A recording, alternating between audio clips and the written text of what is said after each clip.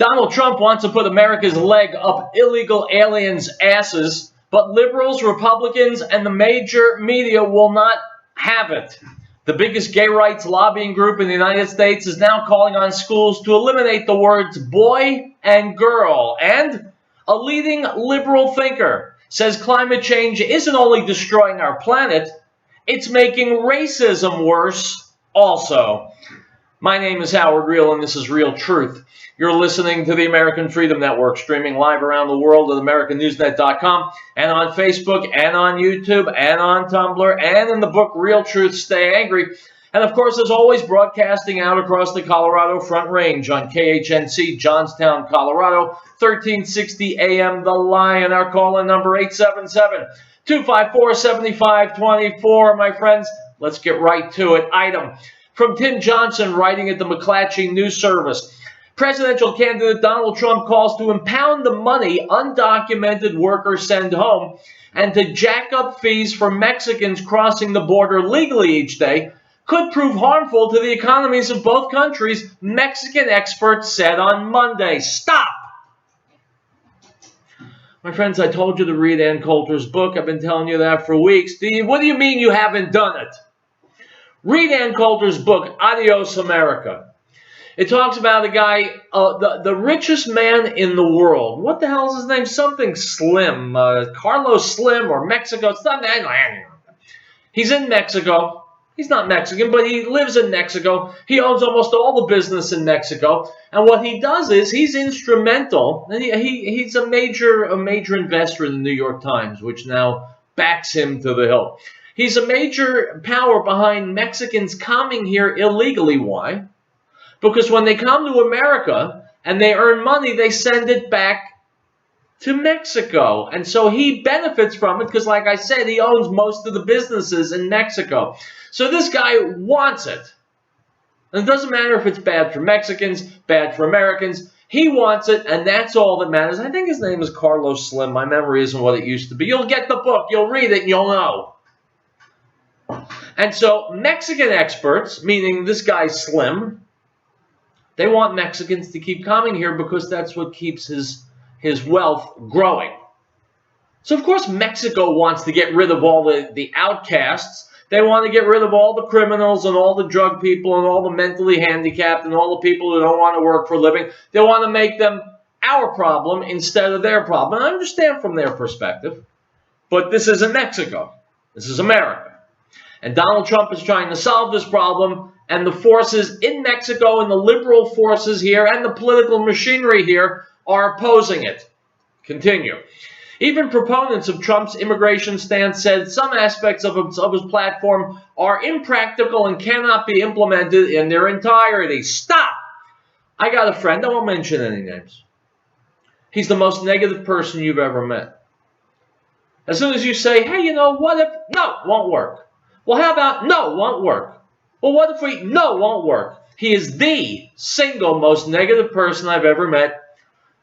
He's the only person I've ever heard of talk himself out of a job during a job interview. That's how negative he is.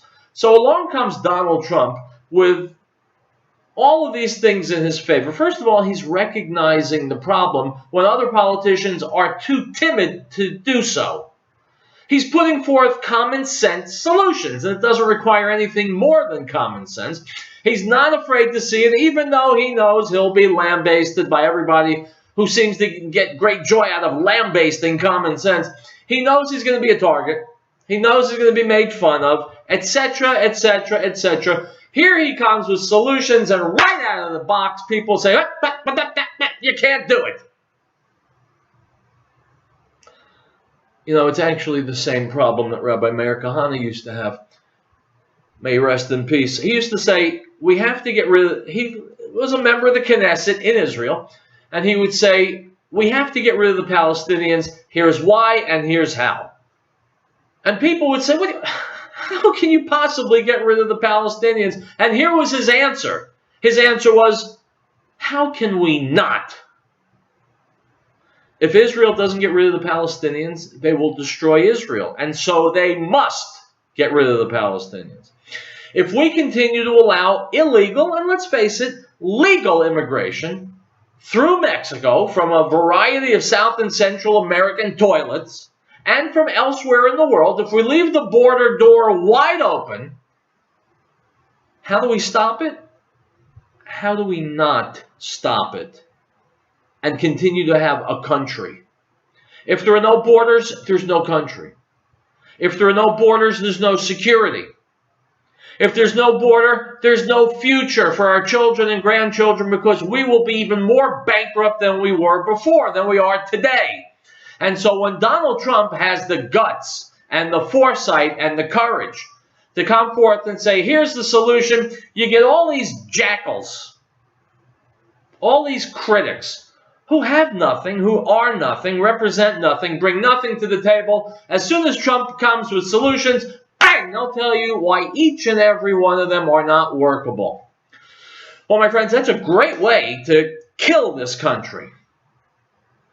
Shoot down the guy who comes with solutions while he's telling you what they are. They haven't been tried. No one's trying any solutions. Nobody's doing anything about our southern border except occasional palaver. We need to shut the border or we're finished. What Ann Coulter says, what other people say is right. Immigration is the single biggest problem facing America. And right now we're doing about nothing to solve it. Most politicians are too scared, shaking in their boots, wetting their pants, to even broach the subject. I just read today that Carly Fiorina is in favor of amnesty. If we don't solve this problem, if we can't solve this problem, if we can't get ourselves together enough to address this problem, then the United States and everything it stands for is dead. And here comes Donald Trump with the solutions. Common sense, practical, workable, obvious solutions, and the jackals are at him. And so it's up to you and me. It's up to you and me in every way we can think of to support whoever comes with the real solutions, the workable, practicable solutions to the greatest challenge we face as a nation. All right, we're off and running. It's Real Truth, my friends. We'll take a break. I'll be right back. You be back too.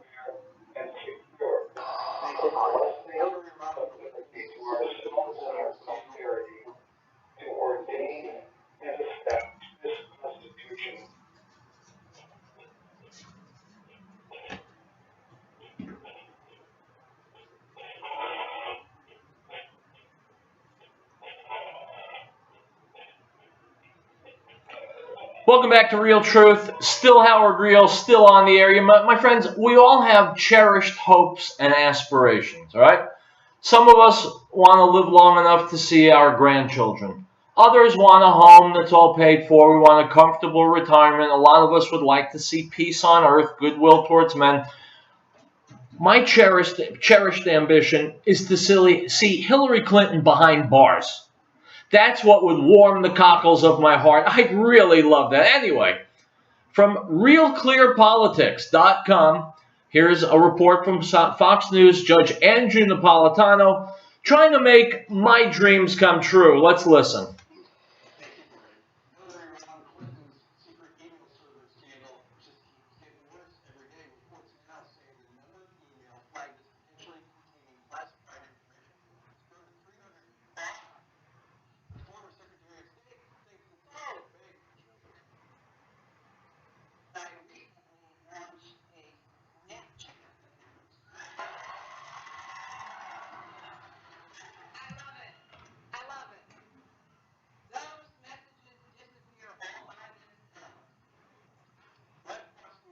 What a pig.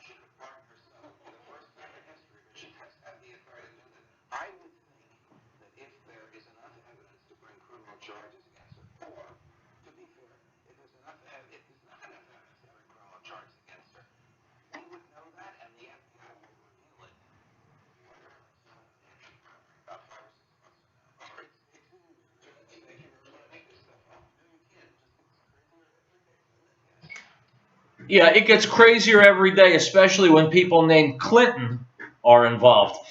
Item from the Washington Post. The idea once languished at the edge of Republican politics, confined to think tanks and no-hope bills on Capitol Hill. To solve the problem of illegal immigration, truly drastic measures were necessary. Deport the undocumented en masse. Seize the money they try and send home. Deny citizenship to their U.S.-born children. Now, all those ideas have been embraced by Donald Trump, the frontrunner in the Republican presidential race, who's followed up weeks of doomsaying about illegal immigrants with a call for an unprecedented crackdown. On Monday, Trump's hard turn was already influencing the rest of the GOP field. In Iowa, Wisconsin Governor Scott Walker also began to call for a wall on the U.S.-Mexico border, echoing a longtime Trump demand. Walker said the separation barrier between Israel and the Palestinian territories is proof that the concept could work here. Stop! This is a teachable moment, my friends. Pay attention. Can a wall keep out aliens that you don't want to come into the country? In Israel, it's been effective. But you still have terrorism in Israel. Why?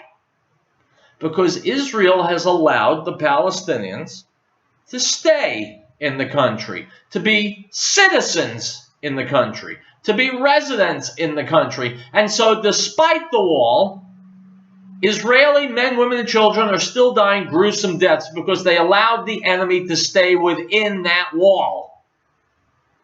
Are we going to do the same here in America? Are we going to make the same mistake? Yes, put up the wall. Absolutely. Put it up, electrify it, put people with guns at the top to shoot anybody that tries to climb over. Absolutely. What about the illegals already here? Are we going to let them stay and continue to commit horrifying crimes, bring diseases to our cities that we haven't seen in decades, if ever, continue to use up our resources, our welfare money, our emergency? Are we going to let the enemy remain within the walls? That's the question. It goes back to medieval days. If you're going to stop the enemy from coming in, that's great, but that's half the solution. The other solution is to expunge the enemy already here, to get them the hell out. That's what Israel has not done, and it's what America must do. Hence, Donald Trump. But in a sign of how quickly Trump has changed the terms of this race, Walker had difficulty clearly articulating where exactly he stands on the issue, wanting to steal some of Trump's momentum, but not quite sure to what extent. Stop! My friends, I like Scott Walker. I like a lot about Scott Walker, but this is not rocket science. You either stop people from coming into the country or you don't. You either take the people who are here illegally and deport them en masse, or you don't. The reason Scott Walker is finding difficulty articulating, and I love what they do with language. Scott Walker speaks perfectly well. He has no trouble articulating. He doesn't want to say because he's a politician. He's playing every angle at the same time. Donald Trump is not a politician. He's a guy who doesn't need to go into politics. He doesn't need to have people like him. He's trying to make the country better. He's speaking the truth, unafraid of how people will react to it. That's why I love the Trump candidacy, and that is a black mark against Scott Walker and all the others who are humping and qualifying and hesitating rather than say what needs to be said. If there's anything thus far that's disqualified Walker in my eyes, it's this. Say what you mean and mean what you say. Don't try and skate by without saying anything, because then you're nothing. Hillary Clinton does better when her mouth is shut. Take a position. I continue. A debate over harsh immigration measures. Stop! What is harsh? What is harsh here, my friends? Tell me. If I say you're not allowed to rob a bank, and someone robs a bank, and we arrest them and put them in jail, are we being harsh? Or are we simply implementing the law? Are we punishing criminals? We're preventing people from coming into the country illegally. If they are here illegally, we're going to get rid of them. What's harsh? Where's the harshness? There is no harshness. It's what's called having the rule of law. If we don't have that, we got nothing. A debate over harsh immigration measures could mean an even bigger headache for Republican leaders who are desperate to attract more Latino voters. Stop! What a racist comment. The comment assumes that Latinos are all in favor of people breaking the laws of the United States. I'll tell you what. If they're Latino voters, then they must be legal citizens. And if they're legal citizens, what makes you think they want illegals coming here? Why assume? Why paint with a wide brush? I've heard a lot of Latino Americans, a lot of Latino citizens say they don't want illegals coming here, saying why should they be allowed to stay? So there's racism in this news article. Besides, getting back to Ann Coulter's book, and by the way, shame on you if I've been yammering at you to buy it and read it and you haven't. She makes the point that when do Republican politicians do well in the elections? Multiple choice. 1, when they focus on getting the Latino vote, or 2, when they focus on getting the white vote. Well, the sad fact is that Republican or conservative politicians do best when they shoot for the majority, the white majority in America. And that just makes common sense. If you want to direct your message at one audience in particular, either the majority or the minority, you can, if you want, direct it at the minority, but then you're going to lose. And even if you pick up a percentage to the minority, you're going to lose. Or you can direct it at the majority. The majority of Americans do not want illegals coming here or staying here. So Republicans are wetting their underpants trying to figure out, how can we get Latino voters to love us? Well, here's a shout out to Republican politicians. You won't. You can't. Stop trying. Instead, defend the laws and the borders of this nation, which, by the way, I'll throw this in for no extra charge, you swore to do. Trump's immigration proposals have also redefined his role in the race. Previously, the billionaire sold himself as a seat-of-the-pants deal-maker who didn't want to tie himself down with specific promises. For weeks, his policy on illegal immigrants was essentially that he would figure out something eventually. Stop! My friends, even that he acknowledged the problem and he's going to address it, even that was more than we're getting from all the other politicians. Now he's come out with a detailed, comprehensive plan, and it's driving all the phony baloney politicians and all the liberals up a wall. I've said many times in the past, truth doesn't take a backward step for anyone. The truth is this country needs to secure its border, needs to get rid of the people, anywhere from 12 to, I've seen estimates of as many as 30 million people here illegally. We need to get rid of them. And that's the truth. And so all the political posturing and all the press releases and all the ambiguous language won't change that truth. And if Donald Trump is here to show us the truth and address it in an honest and forthright manner, then God bless him. Because that's what America needs. And that's what the world needs for America to do. And if America is brought low, so much of the world will be brought low with it. To say nothing of the next generations. So yeah, I'm pulling for Donald Trump to do what's right, because it's obviously what's right, and it's obviously needed, and our do-nothing politicians and our do-nothing Congress and all the liberal maniacs in the country who want America to take a tailspin and go down the sinkhole just so they can feel righteous. It's not good for you and me, not good for our children or our children's children. It's poor policy. It's suicidal policy. And for the rest of the world, depending on America, it's even more cruel. We'll take a break. More Real Truth ahead.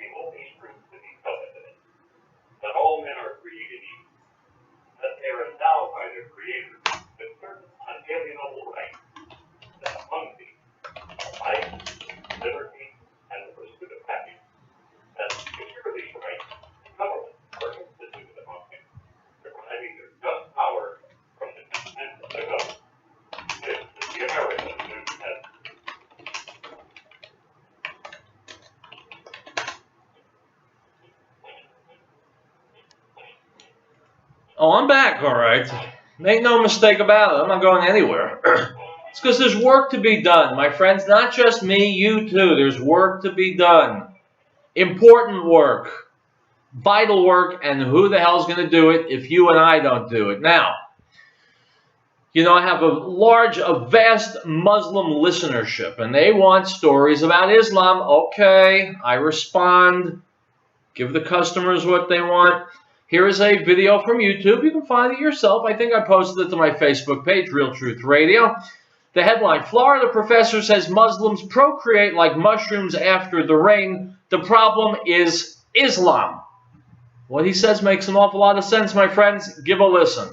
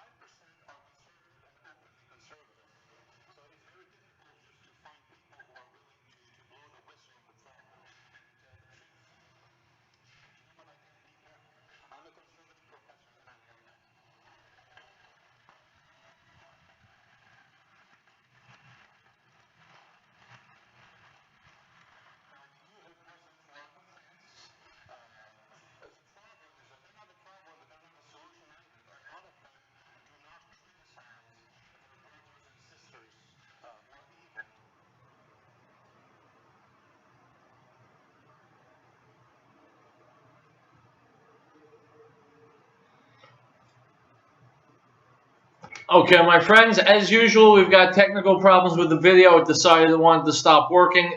I'd also like to stop working. Unfortunately, I can't. Anyway, you get the general idea. Go to my Facebook page, Real Truth Radio, Riell. You'll see the video. Maybe you'll have better luck with it than I've had. Item from Fox News. Iranian leaders prevented the top International Atomic Energy Agency, IAEA, official from disclosing to U.S. officials the nature of secret side deals with the Islamic Republic by threatening to harm him, according to regional reports. Yukiya Amano, IAEA Director General, purportedly remained silent about the nature of certain side deals during briefings with top U.S. officials because he feared such disclosures would lead to retaliation by Iran, according to the spokesman for Iran's Atomic Energy Organization. Stop.